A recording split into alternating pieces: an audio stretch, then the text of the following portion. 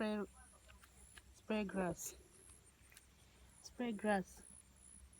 You see the roots. The roots are not theater. It's eatable. Not theater. Not the root that. The roots na guardia ditch. And I mean all the plants. Any no na area na guardia. This plant, this Speargrass. On a guardia ditch. And they use you as a diuretic. And they use you as a diuretic. And a guardia ditch. Ishie. Give I am me. Or give ishie. Give happy and me. She boto shishi. This thing now, this Speargrass and it is a diuretic. It's a diuretic. On a purify blood. It's used to purify blood. Each other cobrage, but now Baba secret. And a for blood to purify blood. On your now. In a way, dysentery on our way. Any transmitted disease on our way.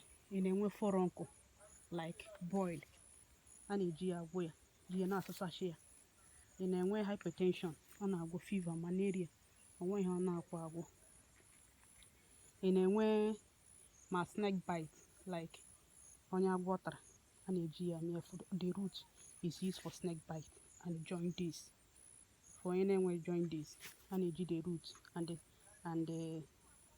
the snake bite on your water and a G the root atayata for snake bite and jaundice and a G and in a way hiccup on a way indigestion of food and a G digest food or under food hana kwa digest food and it's used to digest food.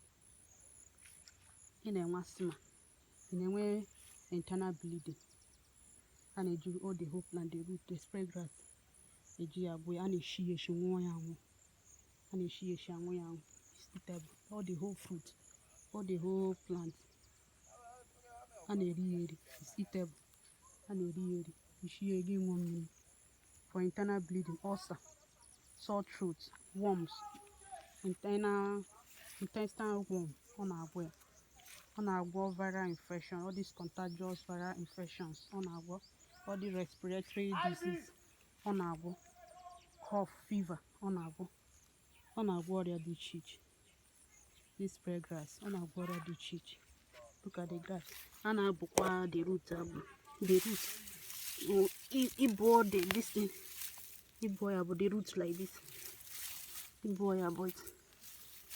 And I theater. See for you. And theater. This is a share minigate for snake bite, for jaundice.